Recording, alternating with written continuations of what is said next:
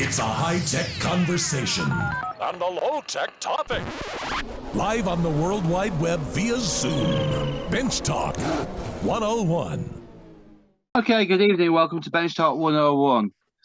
Tonight we've got our very own Jim Hendricks, who is going to give us an update on the KT Tools Working Museum Phase 2. Phase 1 was completed in 2018, and Jim has been working since 2019 of getting Phase 2 up and running. Over to you, Jim. Okay, guys. Hello again. And as I said before, it's been a whole winter between the last time I spoke, and a lot of things have happened. There's been a lot of water under the bridge. And so I wanted to give an update and also to give a, if you like, a spring wake up to all these people who have been hibernating like me. I've got a slideshow presentation for my section of this evening, which Scott's going to valiantly press the buttons on. And after that, there will be a period of time where Scott will explain some of the things he's been working on as part of the project team over the winter months. So if we'd like to kick off, Scott, with the first page of the presentation.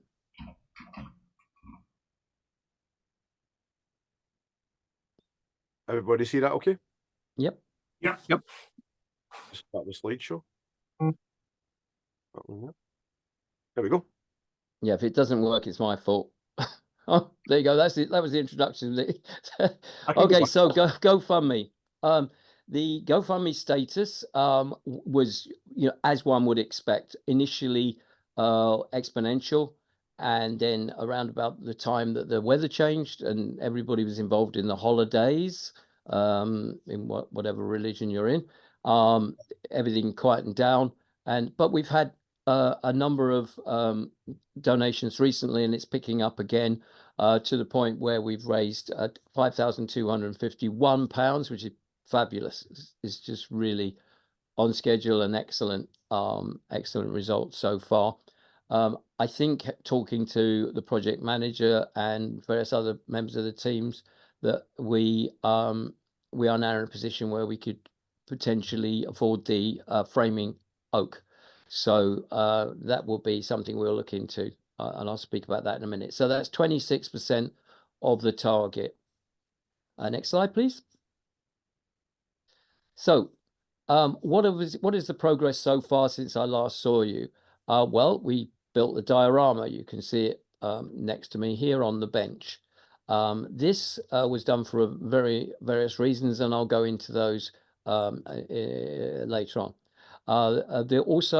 We needed to, something I didn't realize until I thought about it, that we needed a temporary space created for many reasons, and the most important of which, when we start the project proper and we start getting deliveries of stuff, it's got to be put under dry cover. And it's one of those things, there would be empty space at some point, but it's not now, and that space therefore needs to be empty somewhere else right at the very beginning for us to move stuff in. And part of that is to clear the old workshop, which is where is now standing on part of the site where we're going to build phase 2, the building. So before we demolish it, which is the next line on the screen there, we need to clear it. And in there is absolute, if anybody looks at the worst possible hoarder workshop and collector of everything that may be useful one day stuff, that's what this workshop looks like inside. So there'll be a whole bunch of really piles of rubbish. There will be piles of stuff that I've got to decide is rubbish and throw it away with tears in my eyes, and there'll be stuff that I definitely want to keep, such as all my machine tools, and they're all moving into my inbuilt garage in my house. So that will become the machine shop, which will leave the old workshop building, which is perfectly sound, but it will leave it available as a very large open space for us to do framing work in while we're doing the joints themselves. We will be demolishing the old building after that, obviously, because we've got to put the frame up when all the joints are made. But before we do that, part of the old building would be demolished because it sits above the new place where the groundwork needs to be done, and that is underneath a decking, so that needs to be cleared as well. And then I'll just put a block on the wall where it used to go through with a piece of plywood. So once we've cleared the groundwork site, we then can start building the foundation for the wing of the new phase 2 workshop. And then once it's all empty and cleared and all ready, we can start getting delivery of the oak. So that's how far we've got, and there is in sight those few things. And I hope the target date for that is no later than May, just the beginning of May. Next slide, please, sir. So the diorama, why did I create the diorama? Well, it says there, it's a vision in 3D. It started out as a sketch on my in my notebook as a rough idea, and it went through various transitions. And the idea of the diorama is many faceted. As I've been doing it, and also Scott has been doing his version, it has become very evident that it's one of the most useful things we could have done. Next slide. So why is the diorama so important? Well, it's actually a two-dimensional plan beautifully created by Scott, but in a tangible form. So I can actually go to it and touch it, feel it, know where the joints are, push the joints together. Yes, it's in miniature. Yes, it's a 20th of the size, but this particular diorama, as with Scott, is an exact replication of what we will be building in real size, 20 times bigger. The plan Scott created, we wanted to be able to check its viability. So are we back on the screen? We've lost the, where have we gone? It's gone. Oh, I'll carry on with this. I don't know what happened with the slides, but we wanted to check its viability. So this actual diorama checks that the two-dimensional plan is viable because the joints are made and then they're put together, and we're left with a building that is tangible. So do the doors work? Do they crash into people soaring on the decking here? Yes, they do work. They fold up. They're trifold doors, and they actually fold up.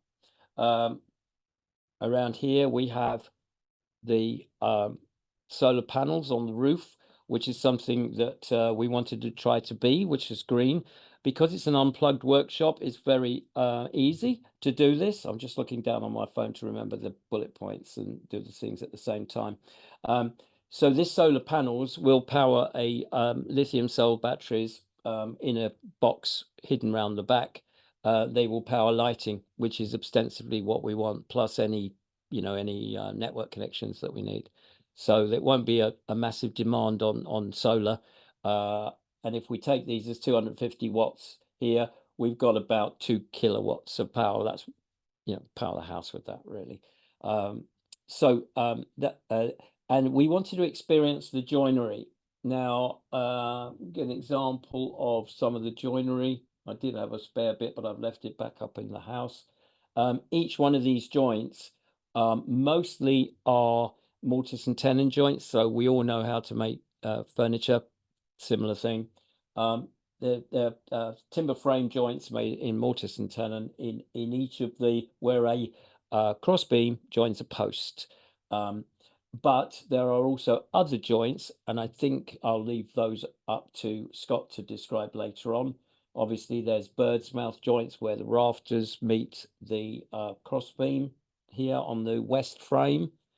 And I've deliberately created the diorama unfinished, because if I'd finished it off entirely with all the roof tiles on, all the rafters on, all the cladding on, you wouldn't be able to see inside it. So rather than making doll's house removable roofs and things, I just leave it like this for now.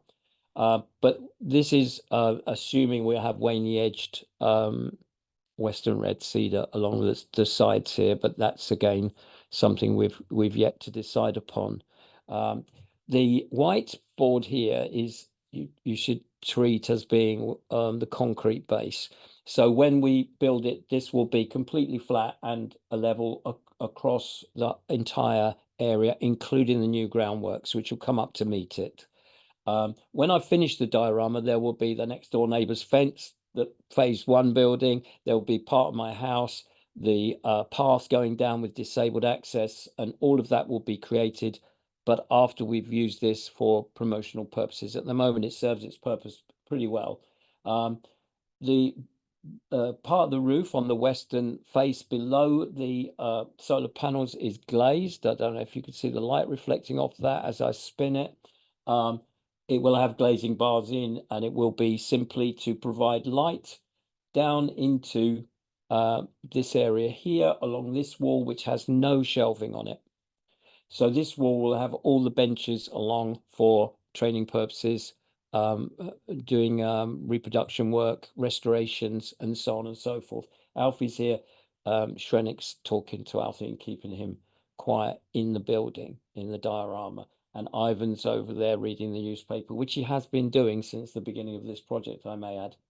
I think the only one working around here is Scott over here on his bench on the decking. Now, the decking forms that makes it into a square.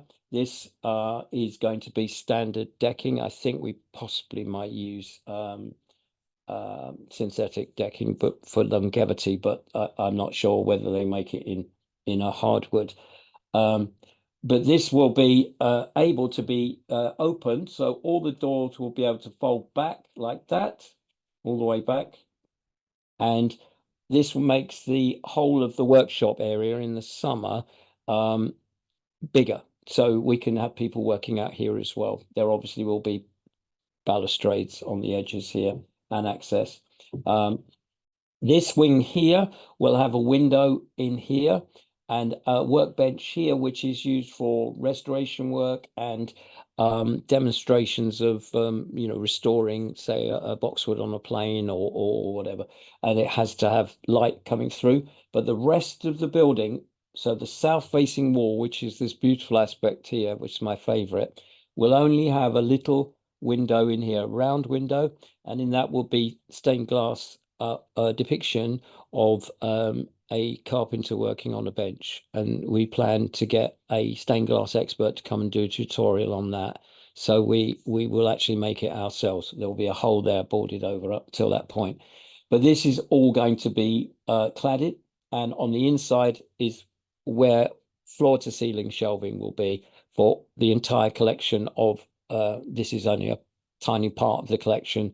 There's the whole Gabriel collection over out of view here.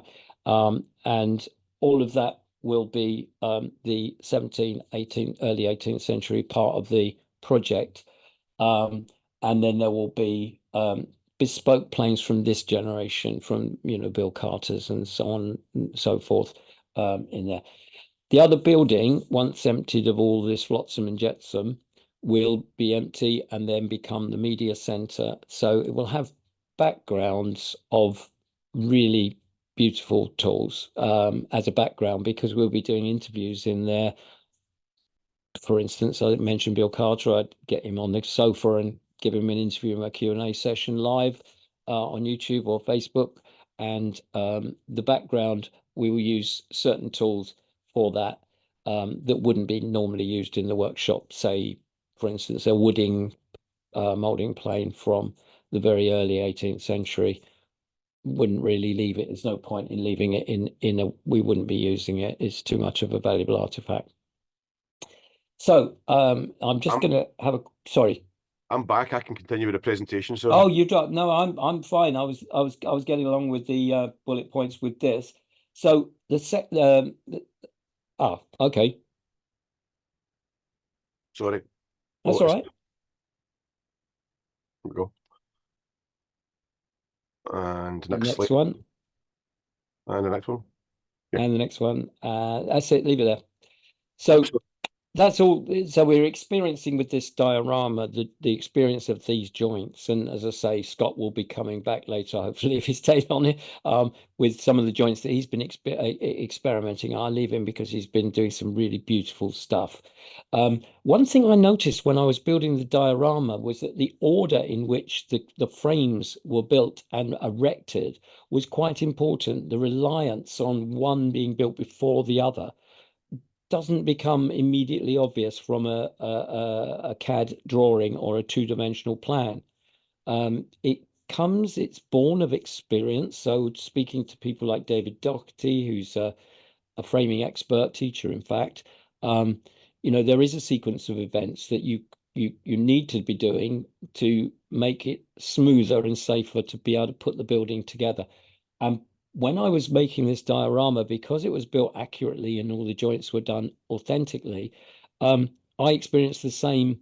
Oh, I can't do that because I can't put that up before that's put up, or I can't cut that, or I mustn't pin this down or fix it down before I've actually finished doing the other end, and so on and so forth. So the diorama created a very, very good vehicle for me to understand the build order and identifying the key elements that work and some that don't work. So we've made a few modifications. We're speculating on some of the design that we've made that I've interpreted it as, and Scott and I are talking about things like the posts. Do they rest on the substrate here or on the brick wall, or in any other form? Are they keyed in as I've got them here, which is a peg, or are they mounted in another way? So this has identified question marks for us within our team.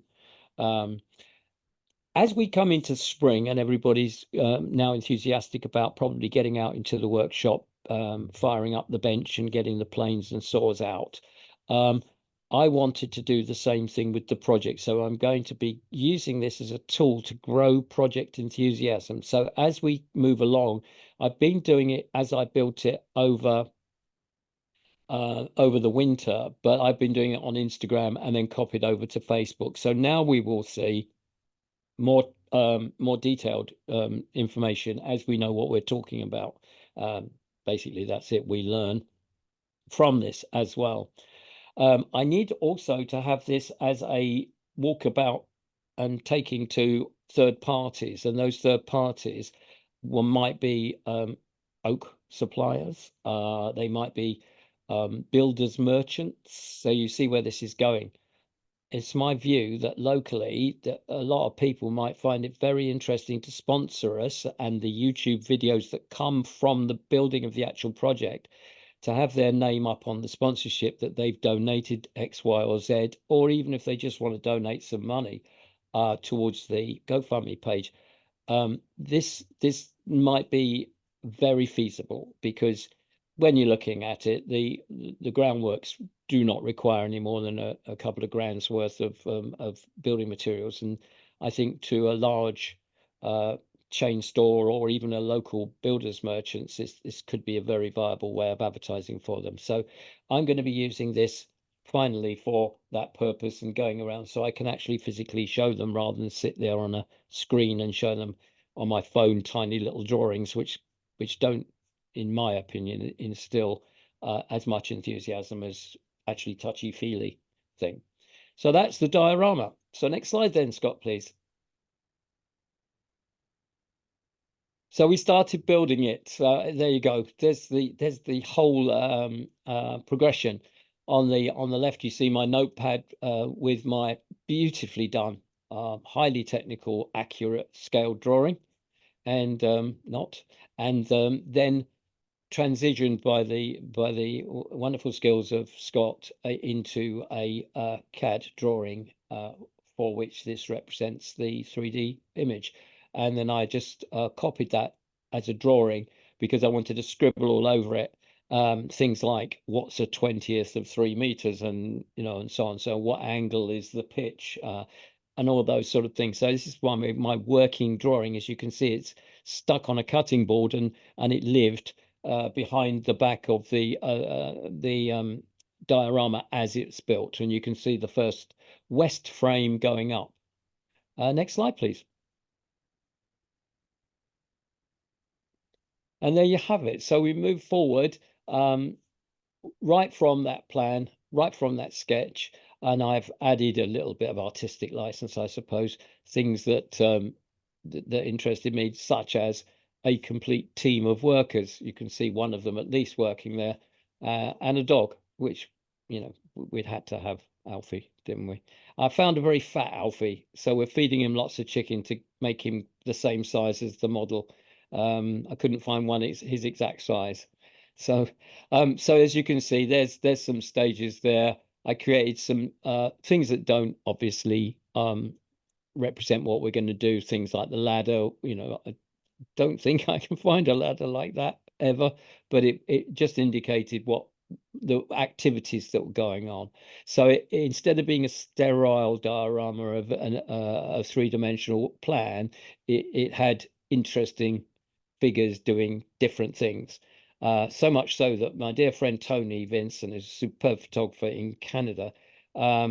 She started photoshopping Wallace and Gromit all over so if you want to go and see some of her artwork, there's every single post that I've made on Facebook. There's a comment with a picture, and Wallace and or Gromit or both appear on the screen. So yeah, it's great fun, as you can see. So next slide, please. So if we can remember back as far as the beginning introduction slide, the second thing on the list was temporary storage, and this is the side of my building. I've got such great neighbours, and it was about 8 industrial pallets and about 100 quid's worth of screws and some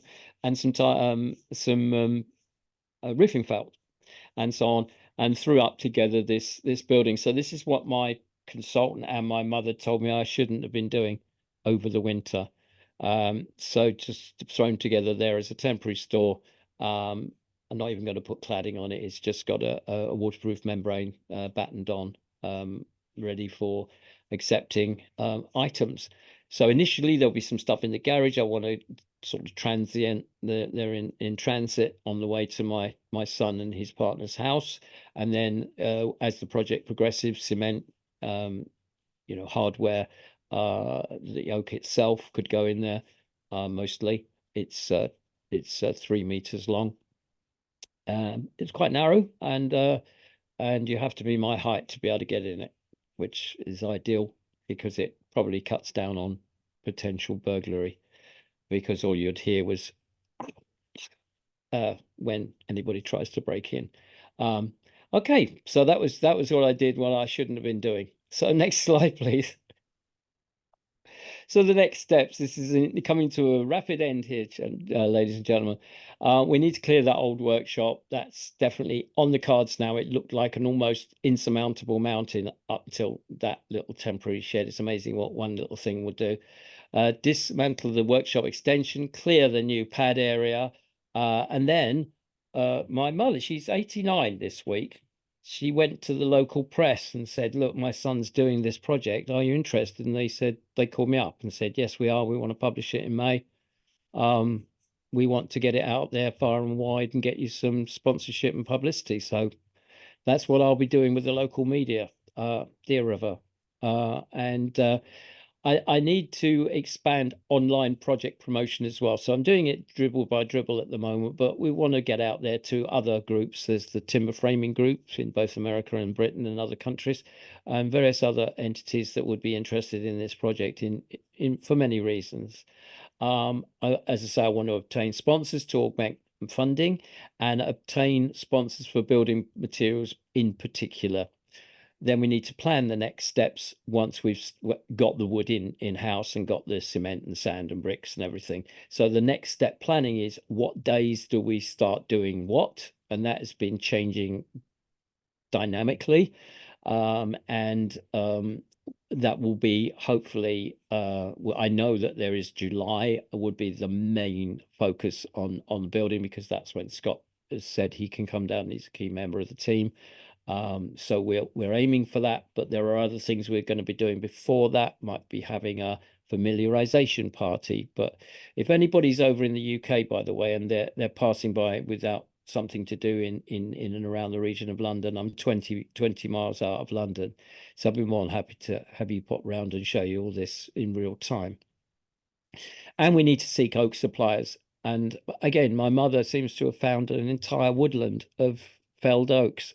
I just don't know how she gets around doing it. But so I might be speaking to them about the possibility of getting some storm damaged oak, particularly as I spoke to the team the other day, and David mentioned that the bracing that you see in between the posts and the beams usually was created from the crotch of a branch. And they don't use those. They can't use those in any milling function at all. And they tend to chip or burn them. So we might be able to get hold of at least those. And that's good because otherwise we have to buy flat stock and cut it to that shape, which is exceedingly wasteful.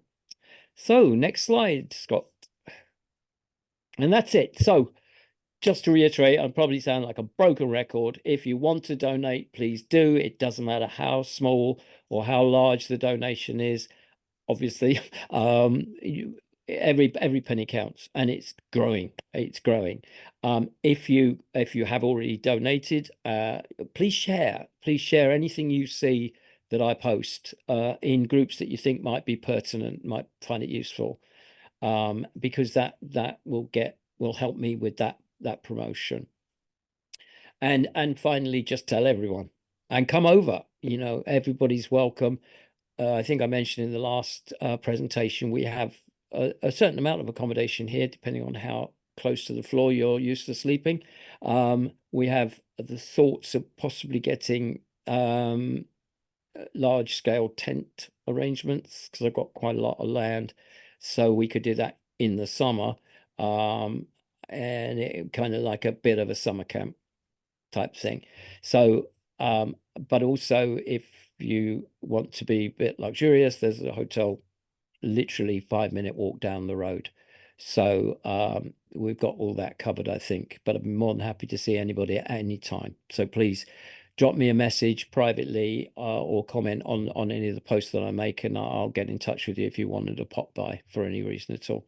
Thanks for listening to me. And I just want to show you something before I go, because Scott's going to take over otherwise, you see. So we have to have a certain amount of illumination on the project. You see, you have to pretend that the sun came out just now, because the guys it's getting dark outside and the guys have got to actually start working. So but in a couple of days or weeks time, this will be powered by my switching a table lamp on, pretending to be the sun, but I faked it a bit for this one. So there you go. Thank you very much. That ladder does not pass safety standards. It doesn't. It just fell over as I turned it. I've just got I have got, do you know, it's only me on it really, so I wasn't that concerned. But I was standing here in this corner the other day, right, trying to find a place to put the bloody ladder so I could lift up the solar panels to Scott, Shrenick, who was on the roof putting the solar panels in the other day. And yeah, so no, this ladder is, do you know what, it's the bane of my life, this ladder, because it's always the thing that falls over when you move it. There you go. I'll put him in the annex at the moment, next to the bench with all the braces on. So over to Scott. Up here, I'm just, oh, there we go. Just my spotlighting's slow. So I couldn't let Jim play without me playing as well, and it gave me an insight into the timbers, but there's no way I was working at 1:20 scale. He's a bit mental with that, and he's using boxwood. So I started in work after the drawings, needing to visualize something in 3D. It's okay to look at it in a computer, but same as Jim, just actually mortise and tenons, and David Docherty has been an immense help with the timber framing. It's not my first thing that I've done. I'm a carpenter and joiner for many years, but timber framing is very particular, especially the joints, and he's helped out a lot with that. So I have a short run through of where my diorama, if you want to call it that, or it's a scale model. If we can go to, where do I need to go? Share screen. That one there. Okay, so we need to get rid of that. That's a end. Sorry about this. End show. And lots of things in the way. Minimize that. Oh my goodness, I've got 6,000 screens open. So I started off with, I'd made some mini trestles and I milled up some 1 to 10, which works out to be 15 millimeters, just pine. And I looked at some of my miniature tools, miniature planes and gauges and saws. Well, it's not a miniature saw, but I do have miniature saws in here as well, these two. Smaller chisels, a couple of smaller mallets, and I've got the little tiny chisels that I made. I need to move this over a bit. And just started cutting joints. So this will be the top of a post.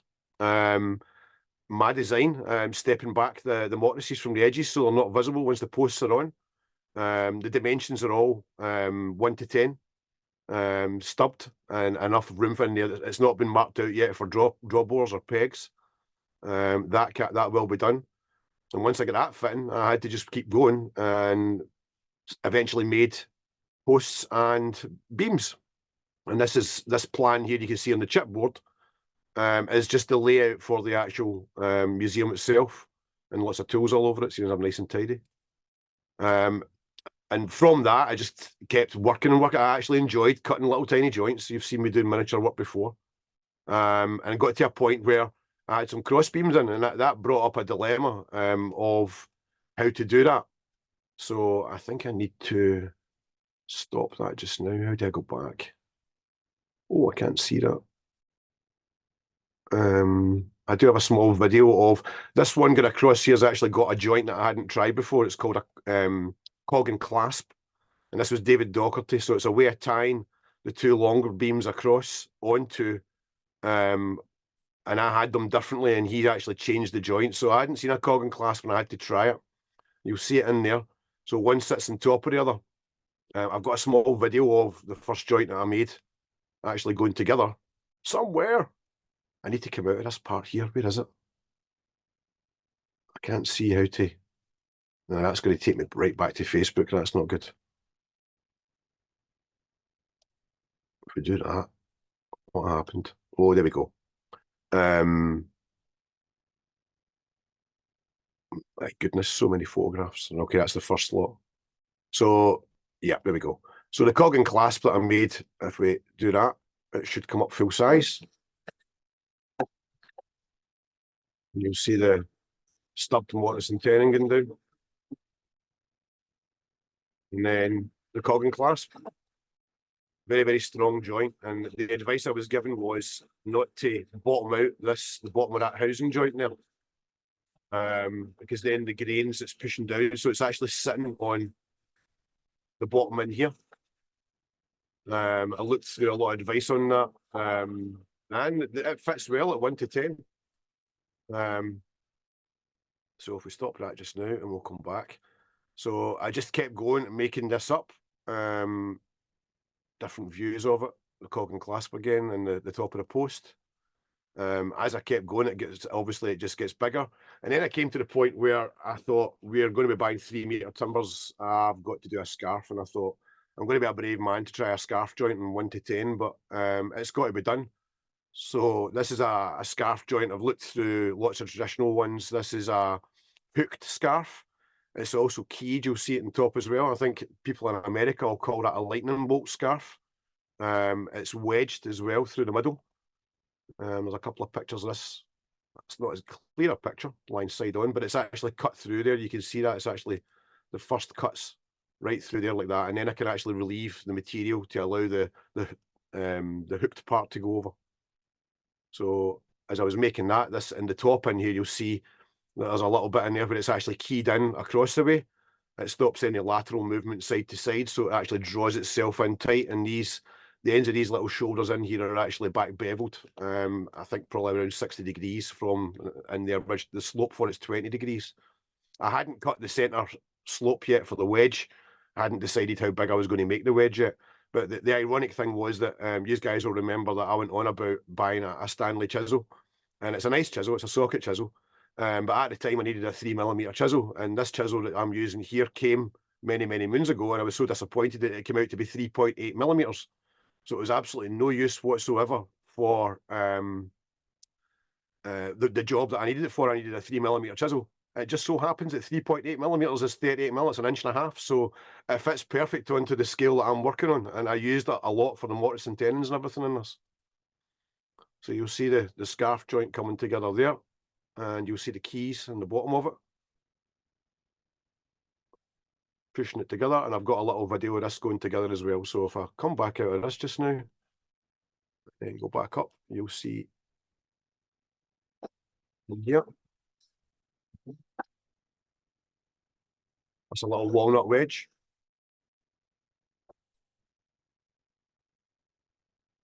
And a delicate hammer.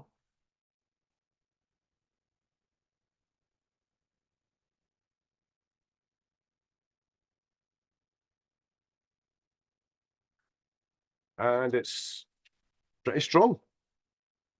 It's not the kind of thing you would try at 1 to 10 scale, actually stressing it or loading it, but it works pretty well. Whether I use or reuse single wedges or double wedges folding through that is irrelevant. The slope on there will actually push that joint nice and tight. Stop that just now and come back down here somewhere. So yeah, cog and clasps, posts, and then you'll see the scarf joint right in the middle in there, and it sits above a knee brace. So this was again advice. So the knee brace sits underneath that.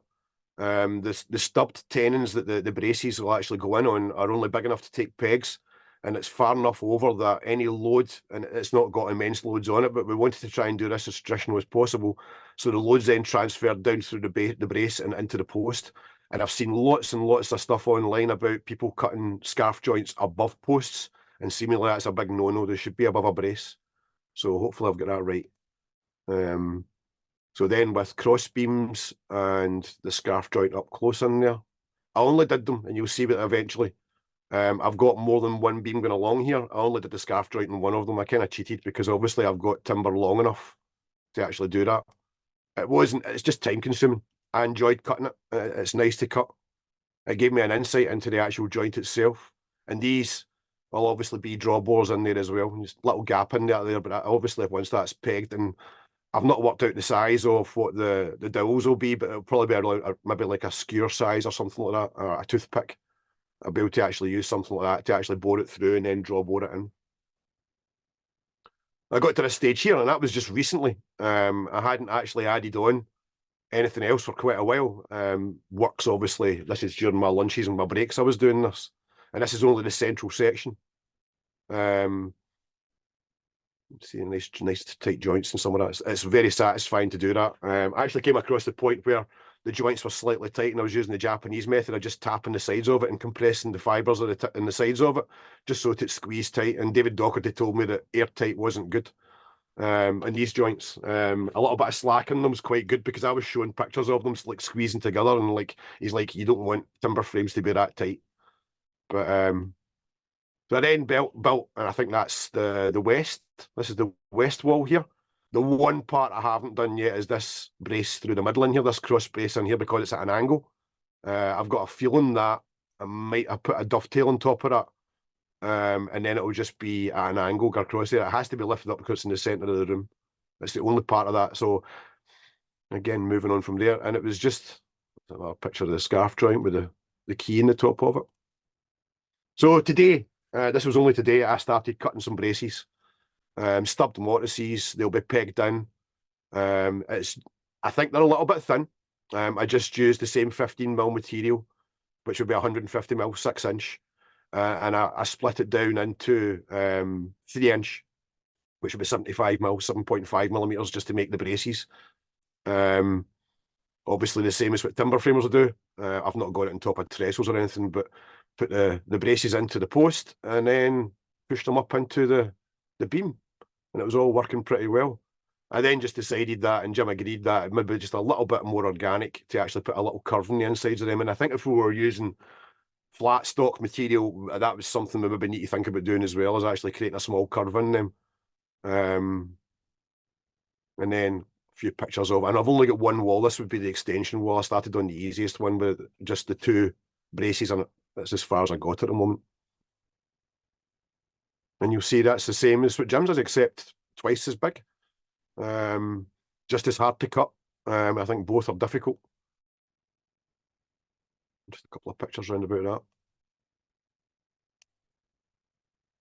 that. Immense fun. Really, really enjoy it. You guys have seen me doing models of work that I do with the students in college as well. So it's something that I really enjoy doing. Is creating models. It's a visual thing. It's something that the students learn from in college. You guys, I'm sure, will appreciate the fact that you go to this length, and like Jim says, it gives you an idea of what to build when to build each frame, how to erect each frame, when the cross braces go on, if what order they go in. I've already got a kind of plan in my head. I will write up a schedule so that that's actually kind of written out, and it's quite easy then for numerous people on site to actually follow a schedule and actually work to a plan of what frames are getting made where and where they go and what order they actually get put up in eventually. That'll all be done. So that's as much as I've got, guys. Can I Jim? just add something to that? If anybody looks on YouTube and types in Chris Harbour, Kris, Harbour, as in harbour, he's building a timber frame barn, and I've watched him start out building it in Wales since COVID, since the beginning of COVID, as something to do, rather than watching rubbish on television, and exactly what Scott has just said.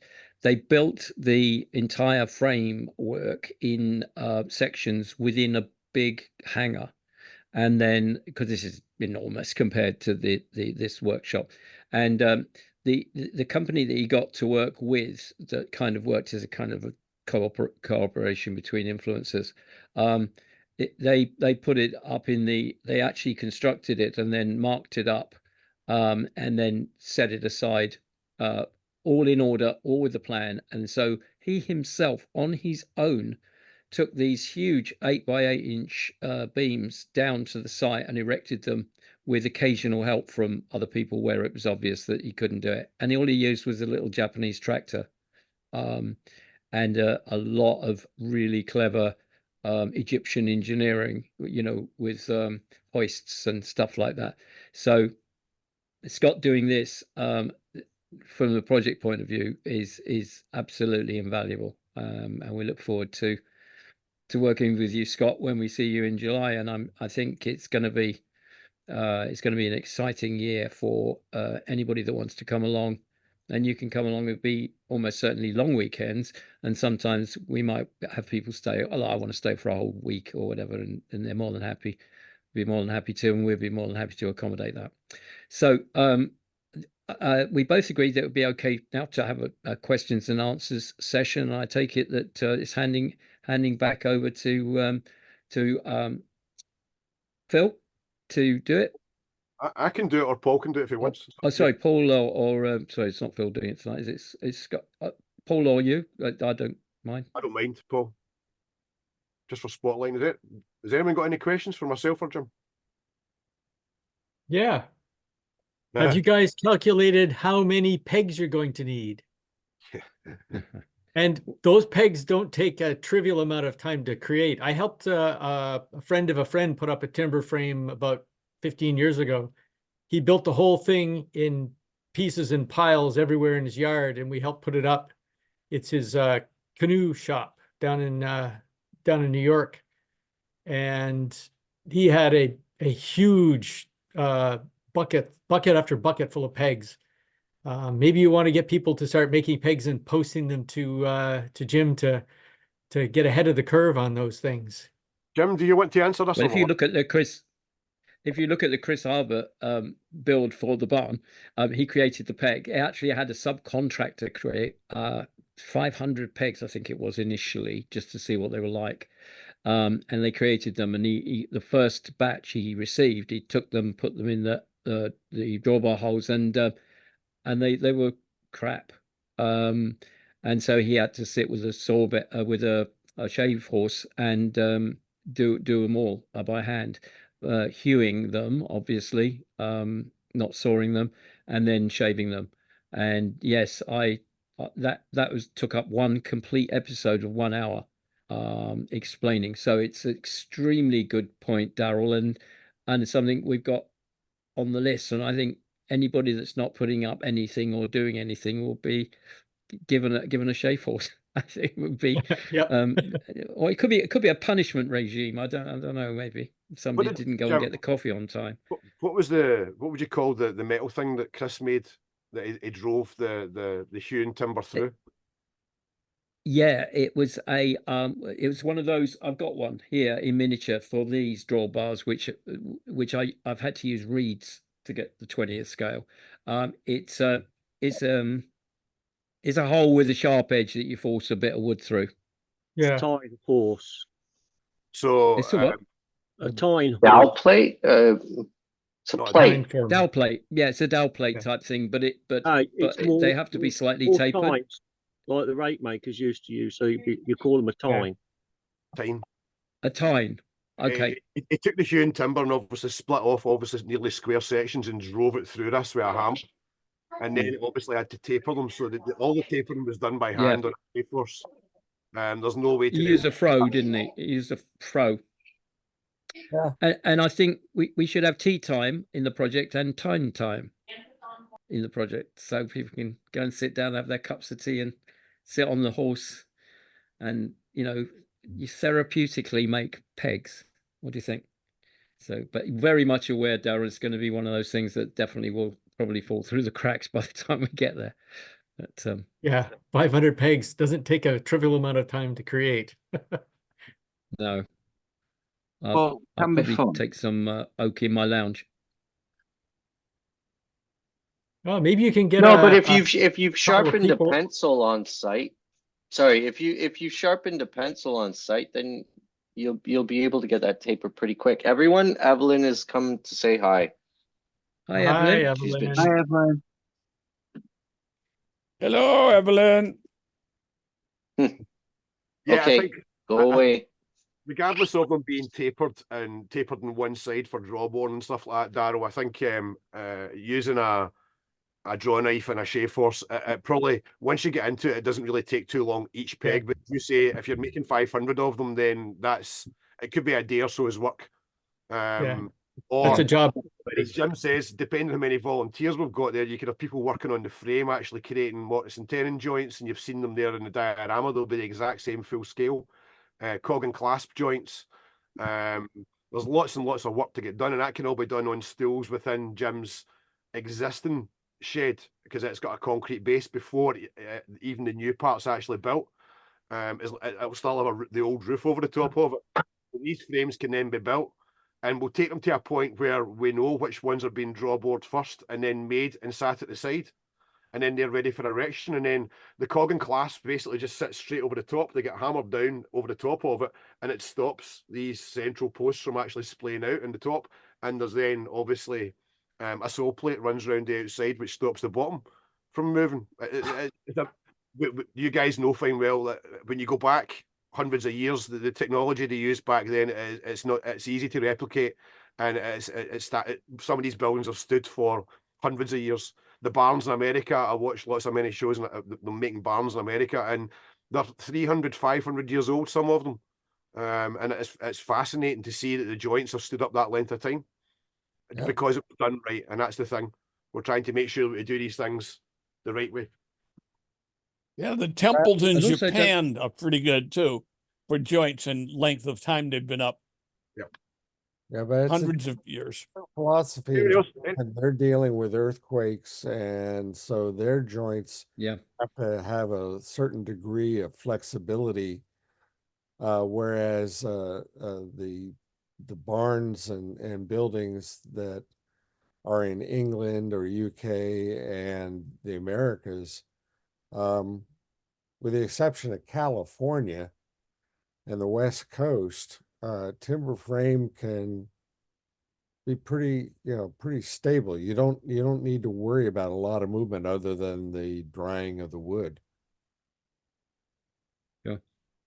So Well, even local to me here, there's a 16th century, I think, or 15th century barn that and also where we used to have the European woodworking show at Cressing Temple, there were 13th century barns made by the Knights Templar, and they're you can look at them and there's gaps of inches, within the joints, but they haven't moved.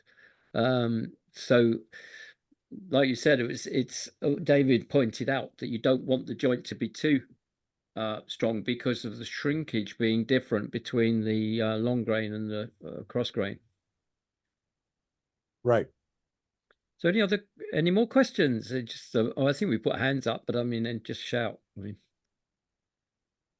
So you're going to the posts, are they going to be all on sill plates, or are you going to use a cleat of some sort to fasten to the concrete and then from the concrete to the board? There's going That's to a be bone of contention at the moment. Well, it's not bone of contention; it's a discussion point.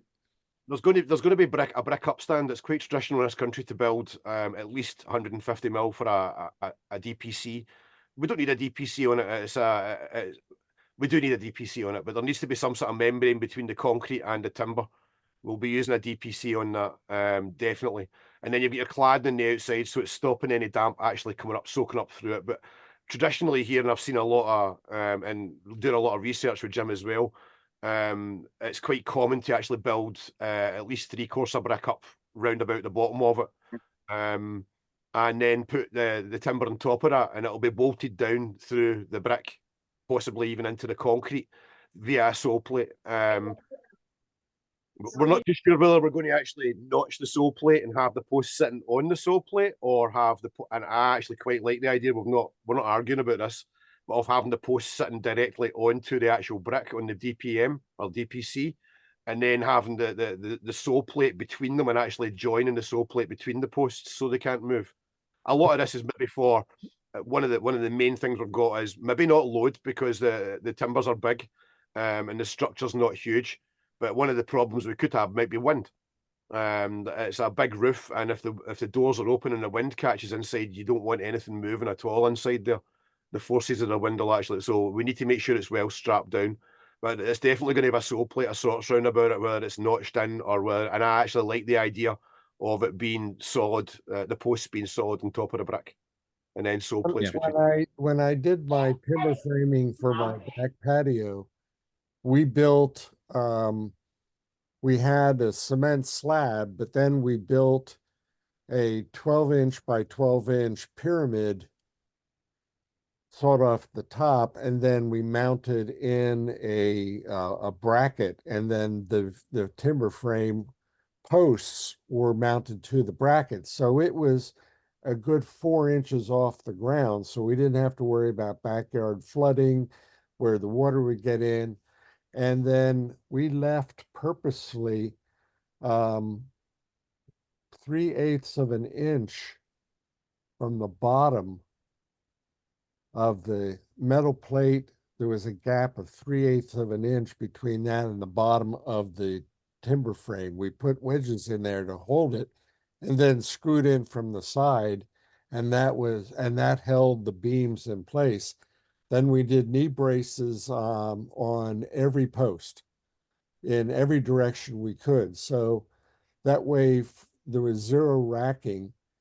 And we had, well, in this particular case, for just the back patio, it's 2 sets of columns with header beam. And then we had 2 by 12 roof trusses that just sat in slots. We just used the bird joint and just list there, no screws holding it. And then on top of that, 1-inch construction grade, marine grade plywood was the roof surface. And that's the only place where screws were used other than the metal brackets holding the base. And it's independent of the house. We have a rubber bumper between the roof of the patio and the side of the house. So it's structurally not connected to the house in any way, shape, form, which would require building code inspection if it used the house as part of its structural means. And then we had it closed in with walls and glass and screening, so that it became, you could use it anytime we want. now it's a good place as we've gotten older. It's a good place to store things. But we did talk about using feet on the posts to actually to bolt them down, Stephen. But it's one of the things we did consider. I'm not saying that the less mechanical fixings we've got, the better, but we're going to try and keep it. Part of me wants to actually do that just for experience, actually cutting the bottom of the post to actually take a metal fixing. But that it's not going to be the way for us. I don't think it's the right way. Anytime David Doherty looks at it, he kind of hums and haws, and because it's so small, engineering wise, there's no stress loads on anything. It's quite a small building compared to what he does. And you're maybe talking about it's 30, 40 foot barns with yeah, the patio in the back is 13 by 15 feet. And then it has an overhang so that it protects the walls from the rain and all that. And it's extended out so that all three walls, the rain just does not get. And it's a shallow, I think it's a 1 in 12 pitch. So instead of using shakes or shade, we had it foamed with urea foam and then a hard UV protection that you could walk on. And so it, no leaks. We wanted to try and stay as traditional as possible, though. So that's, apart from, that's why we bought some old solar panels, you see, so we could say that they were traditional. But no, I think we were going lightweight because at one point in time we were thinking of building a deck on top of that roof coming off our second story. The master bedroom could open up and walk out onto that platform, but that was a project that we decided not to do later on for economic reasons and privacy from our neighbors, because our fences are only 8 feet tall.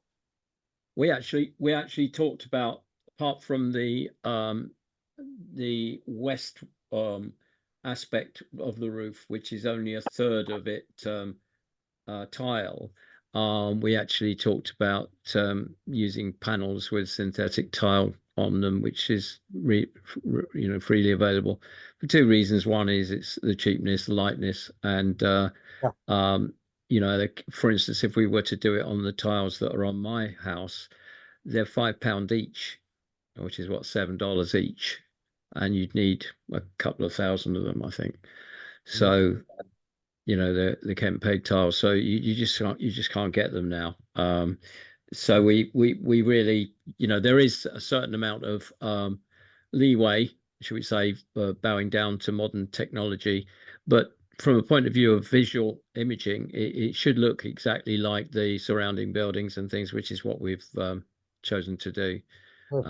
It's the framing that's the important part of being traditional, and as much as that, it's also a teaching exercise during the project for anyone that's involved in it that may want to learn timber framing. So so that's why we've chosen to do it that way. Sorry, I can see that my screen keeps going green because there's chatter in the background because there's kids, but I did want to unmute to say something to the sort of towards the philosophy of traditional framing, but also with serviceability in mind. So when we look at I don't know if you guys are familiar with the yarn market in Dunster, which is like, I mean, this is like doomsday book. Like, this goes back. It's in the West Country. That 100% you're doing a sill plate, right? Yeah, 100%. There's no question about that.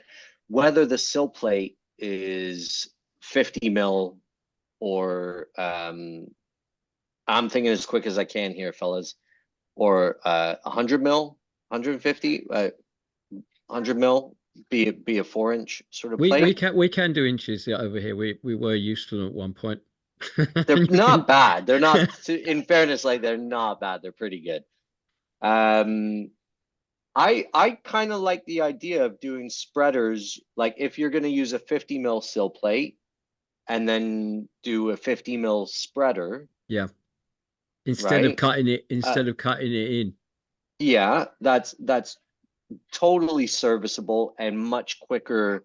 Yeah. If you're looking at like from a financial consideration, saying, okay, well, like this largely volunteer work, what can we manage? Someone's cutting spreaders all day, and they're done in before lunch, versus cutting those joints maybe 2 or 3 man days. Yeah. And if they're out a little bit, then they're much more serviceable as well. Say a post goes a bit squirrely or rotten in 300 years time, it's much easier to pop that out. Yeah. It's somebody else's problem if it's 300 years from Yeah. Yeah. I probably won't. Yeah, but you don't want to be cursed, even if it's 300 years from but now. come Like, back and you say, don't want hang on a anyone minute. cursing you.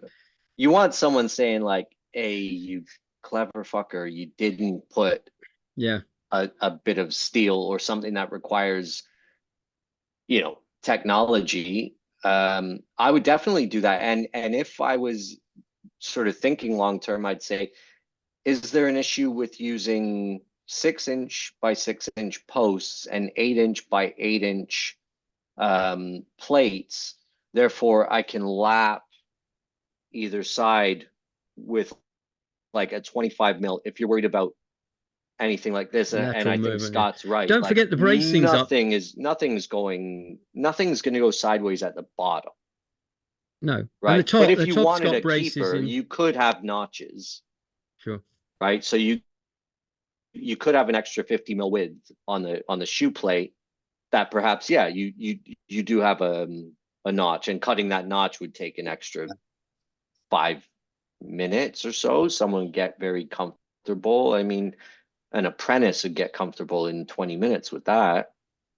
But you're making a composite sole plate if you lay spreaders in between the posts. Once you've laid them in position, you put them in between, and you've made a as if you've cut a mortise out of it or just a slot out of it.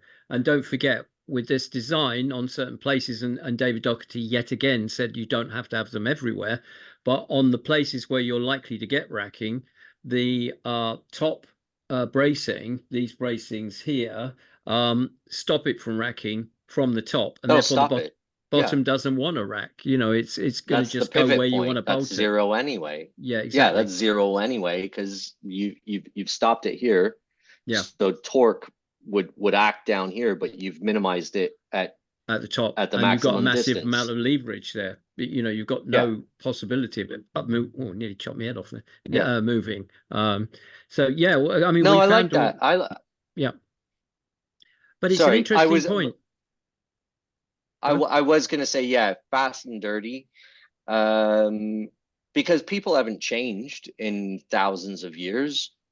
Do you know what I mean? So like pulling away the romanticism of like, I personally, because I do this for a living, I try not to be cynical. I think my dad's cynical. So I try not to be cynical with regards to it, but I definitely don't romanticize it. Because I know if you gave a carpenter 500 years ago, Scott, you give them a skill saw and they'll be like, well, of course I'm going to use this. Like, of course, when we're using right? some power tools, trust me, I'm not sure that Scott's going to do every single mortise on the on the wood without a chain mortise there. I think that was one of the first on our list of purchases. Something that I've not done yet, Mark, is I actually have some 6x6 posts. I bought a post in work, green oak.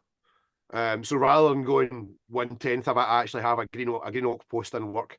And rather than making up just one beam with a join on top of it, I've actually taken everything down to small size, where I have 2 very, very short beams with a mortise and tenon on top, 1 cog and clasp, and the scarf joint in the middle. And it just sits like a small model. And that's something that I can bring down to Jim. And as a teaching aid, if people want to turn up and they've maybe not had much experience, but they've got some, you can teach them and show them, and at least then they've got a physical joint that's actually full scale. That's the plan for me. I keep wanting to jump onto that, but part of me keeps going back to the diorama, the scale model, and actually wanting to work on that as well. So it's like in a balance at the moment. But I decided to go small, and then I decided to go full scale as well, but not obviously and just parts of it. So I've got kind of models there of the full size. That'll be getting done as well. One of the other things is patterns. Make yourself patterns that all you have to do is lay it on the work and draw out the line for your mortise and or tenon. Sure.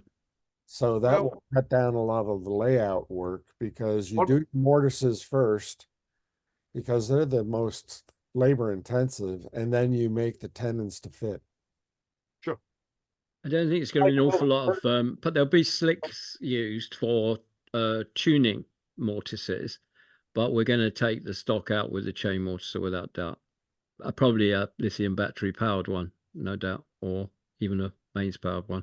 I think we will be doing a number of test joints or example joints where we will be using traditional methods. I'm hoping to get one of those Stanley type post joints that drills that sits over the saddle, and you see what happens when you do that, and you drill down into that. I think a friend of mine's got one, but sort just of to show what self-centering idea. It's a beautiful tool, but labor intensive, and as you said, going back, you drill out the waste, wouldn't you, and then you get a slick and take out the rest and tune it up. But from a point of view of doing all the joints like that, that would be, we'd be here till 2030 building it, which they were. I mean, you've got to go back. Some of these houses took years to build, and half the village, Your building should not take more than a day to assemble if you do all the work on the ground, and then you throw it together one day. When you look at a building site, Steve, anywhere, you see all of them working for weeks and weeks and weeks on the foundations and the footings and everything like that, and the first layer, and then all of a sudden you turn around and there's a house there. It's particularly in America where it's all prefabricated in terms of that's the day that the client shows up, and they wonder what this bill is about. It only took you a day to put it up. What's this? Exactly silliness. And you have 6 months worth of work prior to it, and right. Two of the structures that I built, I assembled them upside down. And that way you could do the test fit on all the joints and how everything goes together. Then you disassemble it and you move it into the space or put it down on where you're going to be building it. Oh, we're definitely going to build the west frame in Hull, I think, if we can. Which is the west frame? Which is the west frame? This is the west frame here, which is the completely lots of studding. Completely void of any windows. It forms part, either that or the one next to it, so that it can be raised up, because I want to get some video of using a block and tackle, and all the technology that was historically used to raise a frame, as you see in all the barn raising videos in the States. And that makes a pole and a place to stand, as my dad says. Yes. So and get out the way. I would do west. Yeah, I would do west, and then I would do the parallel. The parallel two, the same way elevation. Yeah, those two. These three. That one, and that one. I've just fallen off the ladder again. Stand them up, temporarily braced. Then you'll run your beams across, lock them into alignment. Then you can hammer on the sill plate. It'll be nice. They'll move. Yeah. Right. So on the sill plate, you're going to knock those guys, throw some temp spreaders down, and then you'll run your rafters. Yeah. Which can all be cut, like Steve's saying. You're going to cut your rafters on the ground off of a full scale template, right? Well, the rafters are going to be of a different wood because of David's comment that the actual flexibility and strength of the oak is not conducive to rafter work in this scale, and therefore these will probably be Douglas fir, and not really, they will be sort of what we have to possibly do. And I think this is something that came up in the team meeting this week, is that we need to get the rafters on over the whole of the building so that we can get either a temporary or a permanent roof on it, so that everything underneath it is dry.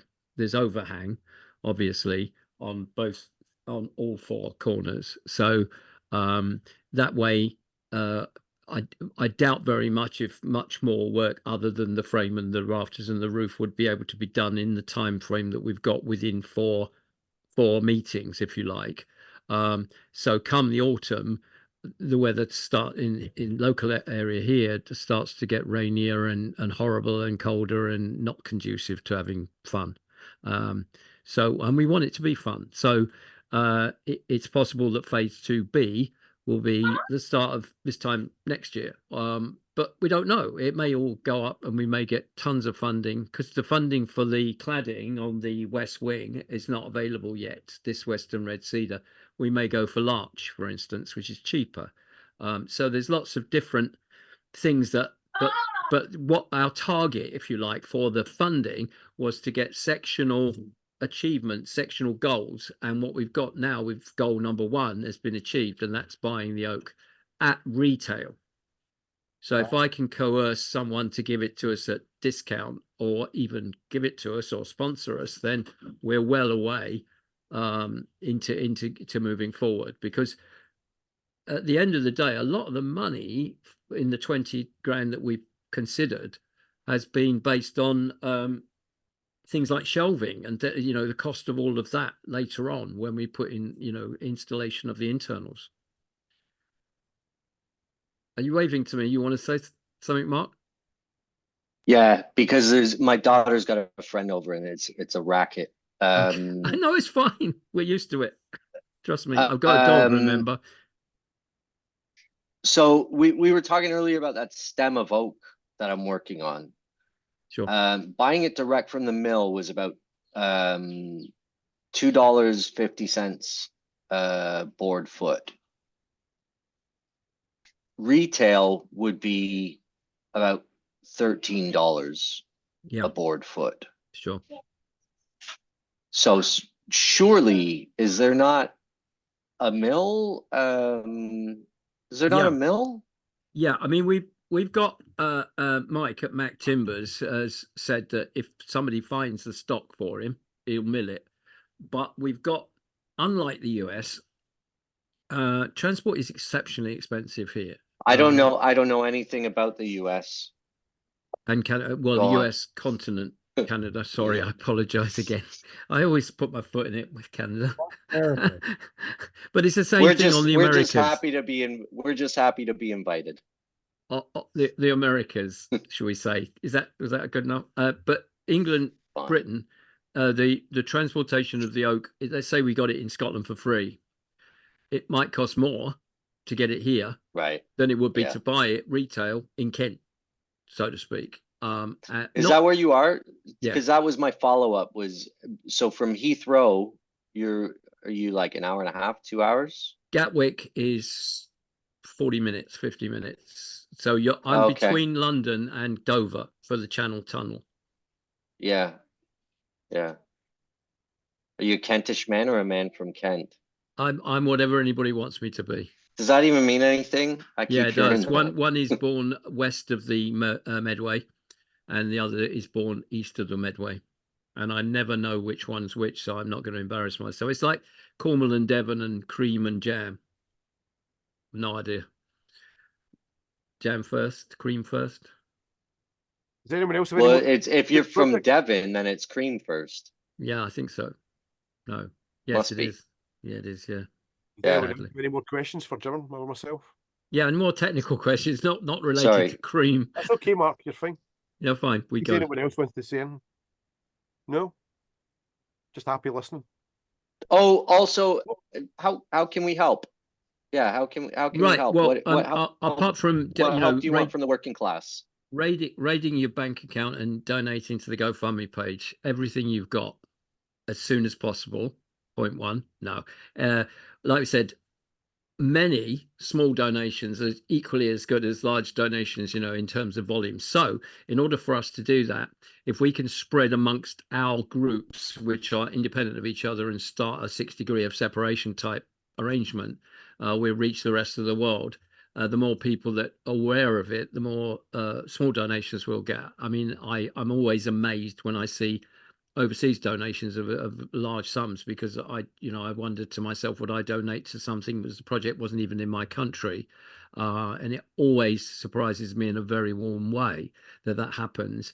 But you know, even a couple of bucks here and there, or pounds here and there, from different multitude of people would bring us closer to the target. The second phase of financial step, if you like, is to buy all the ancillary woods. So the Douglas fir, if we're having that for the rafters this year, please, and the if possible, some of the cladding, so that we can put the cladding in to give us a dryness aspect from the windward direction, for the internal work. But I mean, it's live oak, so I mean, it's, you know, I'm sure they didn't leave it out in the rain when they were building it in medieval times. So but it's nice to be able to go in and do little things inside when it's winter as well. For that, I've also purchased a second Chinese diesel heater, which came today actually, and a portable one. So, and it chucks out so many BTUs. I'm amazed. I can stand next to it and it's 0.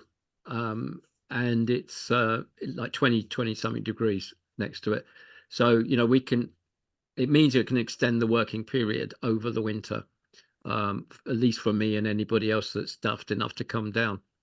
But it means we might not have to have a gap that we've had normally, from say November through to February.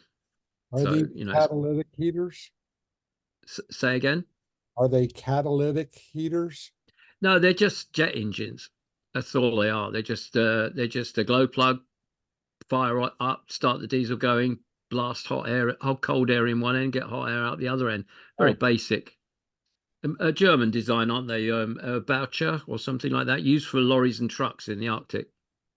Well, if you have the apprentices starting on the trunnels, then you'll have plenty of shavings to put in a 50-gallon drum to generate enough heat to keep the skilled work happening through the winter. Scott, is it possible to put up but it's true, isn't it? Like, I can see it now. I can see them all standing cold. around this little the brazier. Apprentices are working in the cold. Collecting chestnuts off the trees and roasting them over an open fire in the Dickensian way. I can just see it now. Yeah. They're playing conkers on their breaks. Exactly. Yeah. Scott, can you do a full screen of something that we can share to generate, like with the directions? Was there a screen that was put up with sort of links to the I can send you a link, Mark. Actually, I'll put it in the chat. I'm not very good at this. Yeah, because I can just use my phone to take a photo. Yeah. Let me just see the easiest way of doing this. Can you add a link to the chat, Scott, from there? Me? Yeah, just trying to. One of the least technical people here. I don't know. I'm gonna take a picture of my computer with my phone. Mark, are you on Messenger? Are you on Messenger, advanced. Mark? Are you on Messenger, Mark? Yeah, with my phone number. Here, let me put it on. I can send it. I can send 720-5856. Hold on. Let me go. Our country code, I think, is 1. Somehow America did not beat us to country code. So it's 1. it's +1. Yeah. What's it? United States and Canada. And what's the next? That is it. What's the next after +1? 416 720. Yep. 5856. Even you might have to try and cut that out. It's on the chat. I know. Oh, they can. I don't care if you YouTube. Yeah, he's going to get business. Isn't 4 he? people. Yeah, 4 people who are watching this on YouTube. They can call me. Oh, Right. Peter's Right, put it I've up. actually got a question from John, so I'm going to jump over, John. I know you're sitting there waiting patiently. There you go, John. Evening. Well, I'm just wondering this is probably going to come across as a crazy idea, but you can't advertise a woodworking class in Canada, the United States, or England and not have it filled in 3 or 4 days. Maybe someplace down the road, you ought to run a little, see if you can promote the idea for 5 or 6 people, charge them £500 to be there for the week, and they're responsible for their own room and board. And I would bet that it would be filled within a week. Well, it's funny enough, that's exactly what David Doherty said in the last team meeting. However, the logistics of that will work out because it's definitely on the top of my list in my book that I took notes on the meeting. So it'll be in the meeting notes. But no, I thoroughly agree. It's a good idea. I mean, we've got the groups from Bench Talk. We've got the groups from Unplugged Worker Group. We've got a framing group, which are now approaching, talking to. And obviously, all of those people are volunteering to come down to do this as part of the community, if you like. But there's nothing to stop us, also being there to teach people who are willing to, put a donation to come. And excellent idea. And it definitely is, John, something that's on our list of things to do. Well, I've looked at 2 timber classes. One's in northern part of the state of Washington. That class took 1 day to fill. Sure. It's $1,300 and it's the basic. It's basically what you're doing on the west wall and the wall, and they have a waiting list right now that would fill the class 3 more times. So like I said, I know the interest is out there. I know that the classes in England, because I'm looking to come back. I want to take a couple of more, and they've all jumped their prices from $600 to $1,200 for a week, and you still can't get into them. So. To me, it's when you're looking at a fundraising application, the other second part that would do is that would allow enough during that 1 week for even maybe if you had to pay a real specialist to be there with them and augment it. And I'll do it for £3,000 for the week. Yeah, you can. You can't afford to give us 4,000, do you think? No, I meant I will. I know what you meant. I will charge. Yeah, okay, yeah. Mark, right, I sent you a messenger message. Yeah. See if you got it. Messenger message to you, Mark.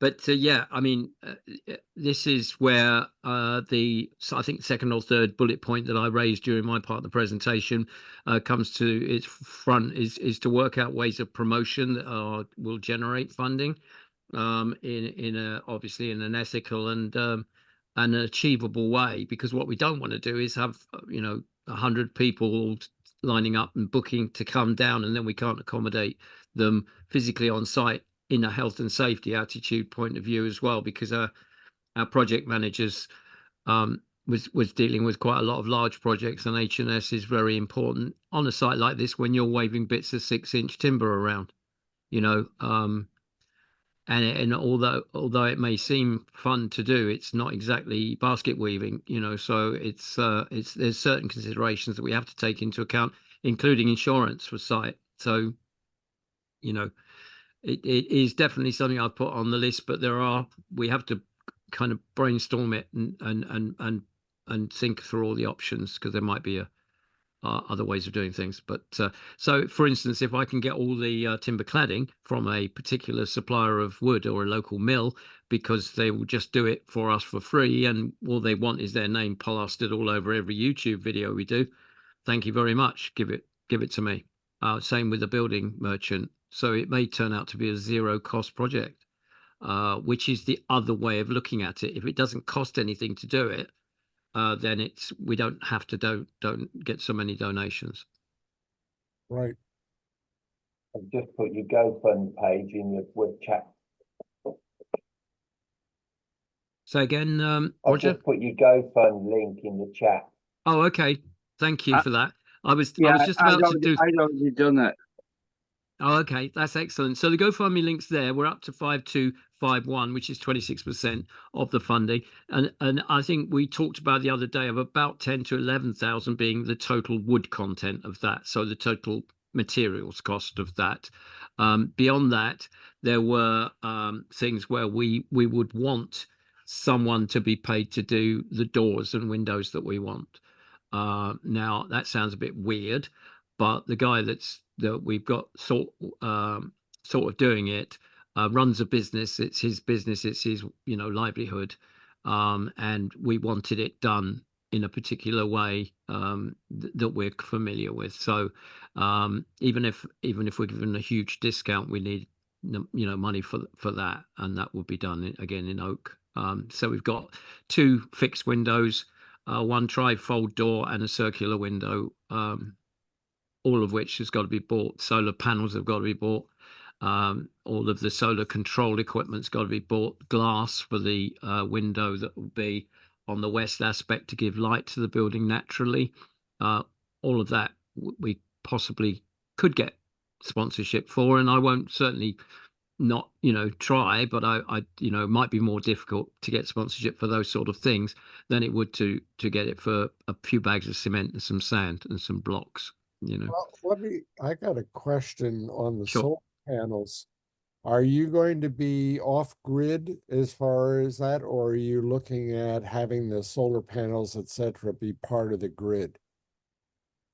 I'm definitely going to get them installed as part of the grid, so feedback to the grid, so we get payment coming in. Yeah. Okay, so there, the issue there is you don't have to worry about batteries because your utilities, your battery. And in California, at least, utilities will actually pay you for them to put solar panels on your structure, and you get a discounted rate. Yeah, I looked into that as well, Stephen. They've got it's probably we're not quite as mature in a market as California. I don't think, in some places in the States probably aren't either, but definitely something I'm going to look into. The government also sponsors greener energy, and we might be liable for a grant. So again, something that I've put on my list of things to check on. This whole project's been one of those things that it's kind of a snowball we started to mold in our hands in June last year, and rolled it, and then it kind of rolled away really, really quickly, and so now the minutiae of detail is something that we're looking into more closely. Is all I can say, really. Some more work for me to do at night instead of watching soap operas. So yeah, but yeah, and don't whatever you do, not comment in that respect, because I'm definitely taking it all in, because some of these ideas, the eureka moments as well. I mean, the bit Mark spoke about with regards to the sole plates. I sat there and cut notches out of every single sole plate on this building, and if I'd have had this conversation with Mark 3 months ago, I would have just put a straight bit of boxwood there and put bits in between. But sometimes when you don't do this for a living, that you don't know, and that's when you learn. And it's something that you might have been doing for years, and then suddenly somebody says, well, why don't you do it this way? I'll give you a case in point. When I built that temporary structure outside next to my house, thankfully my neighbor was in America at the time. Ivan, my dear friend Ivan Martin, came round. He said he always pops in for a cup of coffee every couple of weeks, and he says, "Are you up for a coffee?" Because he likes my coffee, and I said, "Absolutely," and I didn't say but. And so as he came through the door, I passed him a drill, and I said, "I need your help, mate, because I've put in this 2-foot pallet on top of a 6-foot pallet, just to give me more headroom, and I'm just going to put noggins between the pallet joint, uprights, and then join the 2 noggins together like that." And he said, "What are you doing that for? Why don't you just put them up that way?" And it just didn't enter my head. And so we did, and it was structurally sound after that. I don't think it would have been prior to that, but so anything that, you know, particularly Mark, if you know, the likes of yourself, if you're doing this on a regular basis and in different scales, any comments, any assistance you can be greatly received, and that again is what can we do for you. That information is as valuable as donations. Well, you know, I am quite reachable, Sure. and I'm always happy. Always happy. I'm a total nerd, same as you guys. Like, even if it's obvious and we all agree, we can still find something to argue about. Yeah. Yeah, we thought talking about mortise and tenon joints would be boring tonight, and Scott's little bit was the most interesting part, I thought. So I do think the donation worked. I clicked the link. I didn't see who it was. Roger was kind enough to post. I did click on that, and so I then also I'm all about this, man. Like I'm stoked on this idea. I think this is rad. This is gonna be great. Yeah, it's gonna be great. Very kind of your donation as well. I've just seen it. Yeah, I mean, if you can pass it around your groups and anybody that you know is the same amount of passion towards it. We're all just passionate about it, but passion doesn't pay for the woods, does it? So, you know, I had no intention of doing this as a GoFundMe enterprise. I paid for this where I'm sitting now as phase one, and have been running it since 2018, and people have been by. You know, Helen came down from the London School of Furniture Making with other people from her school, had a great time, and the plan was but it's too small. This was supposed to be the media center, so we can have interviews, we can do YouTube podcasts, video podcasts, and so on. So to garner the interest of other people that aren't familiar with 18th century woodworking in the UK. So we got people, experts like Richard Arnold, you know, who knows absolutely everything there is to know about 18th century tools.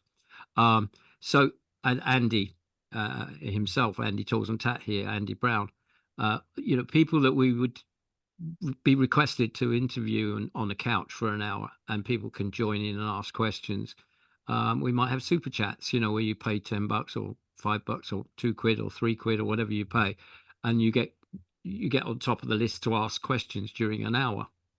It's those sort of things, and I have been doing video casts from this cabin, but the problem is there's so much in the collection that it's all squeezed in. I couldn't even get a postage stamp on the shelf here if I tried. So all of this needs to be moved to somewhere else, and then we can have a little Chesterfield couch and a coffee table and a machine, and sit there and talk in a relaxed, conducive atmosphere on a regular weekly basis or more. And then the community then you know, becomes part of that and enjoys it, and it keeps a dying craft alive. And secondly, what we also plan to do in the media center was do online tuition. So we would be able to have experts come, and people would pay then, you know, whatever the going rate is, to be part of the online course. And so that would be done over a period of time. And any one of these things, any one of these enterprises, including the building of the building, is YouTube content. So it's going to get revenue from that source as well. So but it has to, that snowball has to keep rolling. And it kind of went down a little valley and disappeared round in the woodland during Christmas. And so I was just trying to push it back up the hill again. But yeah. Any group that you can post the link and share the link onto that is within your domain, and then tell them to do the same thing, becomes an exponential growth, hopefully.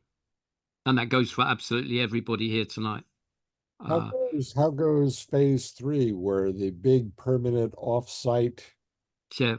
Those of you who didn't see the first presentation, will know that I've already been approached by somebody. At the moment, we're keeping a bit under our hat, but to be given some acreage, preferably with a lake or a lake that we can make. Poet, and I don't know it. And an exact replica, but larger, of this entity would be built there as a permanent site for commercial, for commercial museum.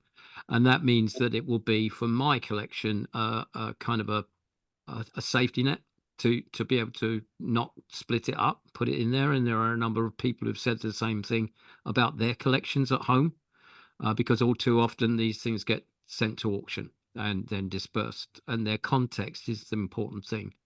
The fact that they're all together in one place. I've got a large Gabriel collection, probably not as big as Zach, who was on here tonight. I don't know if he's still here, but to have them all in one place, to see a maker in one place, and to use them and actually physically pick them up and actually make moldings with them and things like that is unique, because most museums are behind glass and look, don't touch. And I think that's as bad as having a classic car and keeping it in a garage, to be honest. That's just my point of view. I drive the wheels off mine. Yes, exactly. So that's what they're meant for. And they go rotten if you don't. If you go to the Rochester Museum, you see the Guildhall Museum, and you see the Seton chest, 1797.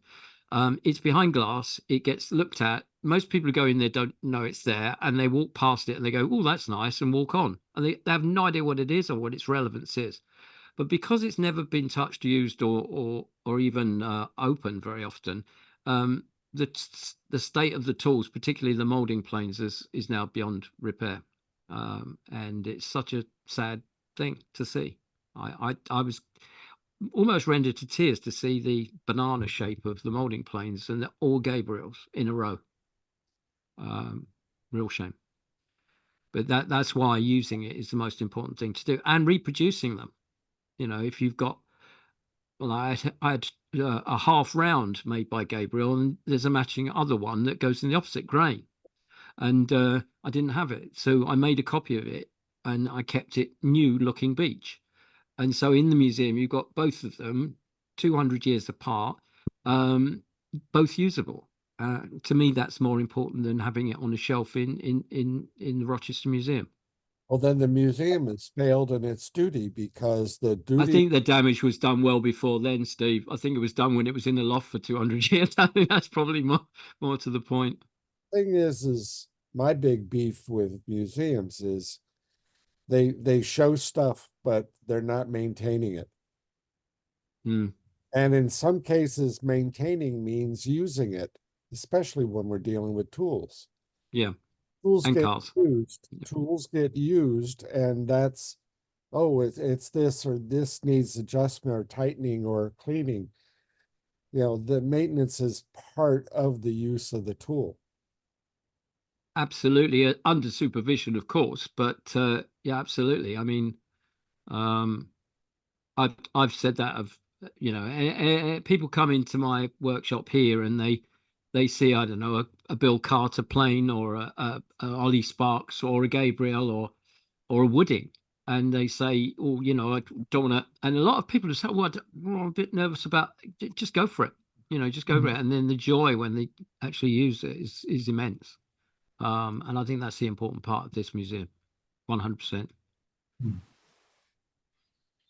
And secondly, Mark, just to broach another subject, the parallel aspect of this museum is the Vortex, which is the online entity where everything that is known about anything to do with this subject is stored and accessible by membership. So, we would have drawings of everything, including this building. We will have drawings of the copy that I made of a Gabriel plane or a Robert Towel infill, and Richard's got drawings, Bill's got drawings.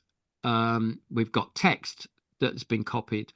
All that online availability to be able to search for and have available to you is part of the resource that's going to grow along with the museum.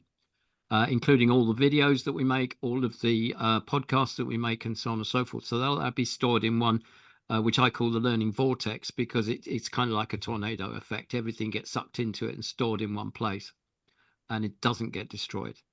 And I think there's, I built a Robert Tell copy of a Robert Tell infill plane, and I didn't know where to get the drawing, and it just by happen chance, Richard said, well, I've got a drawing of one I've got, and I can draw it for you.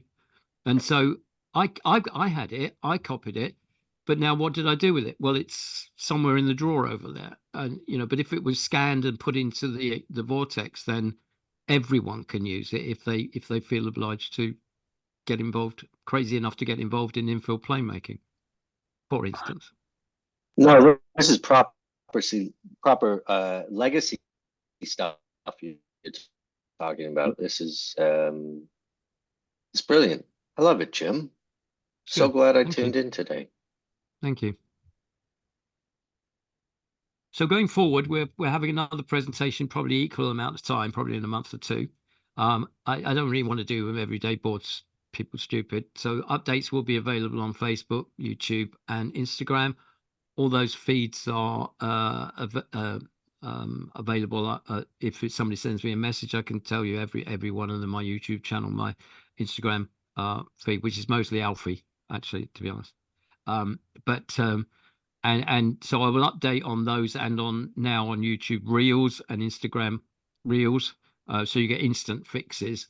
But in between, bigger changes. So when we start to do the first part of the project as the real part of the project, then I'll come back on here if I'm invited and do the third presentation on the project. Don't worry, you'll be invited. Top of that, yeah. He didn't even have the presentation ready. At 8 o'clock this morning, I'm panicking because my daughter came round with the grandson and said, "Take us to lunch, Dad." And but I've got to do a presentation. So yeah, so that fell by the wind. So, but I just wing it anyway if I didn't. Are you happy with that, Jim? Will we pass over to Paul to let him finish properly? Of course, absolutely. And thanks everybody for coming, and Scott particularly for your beautiful joinery. No problem.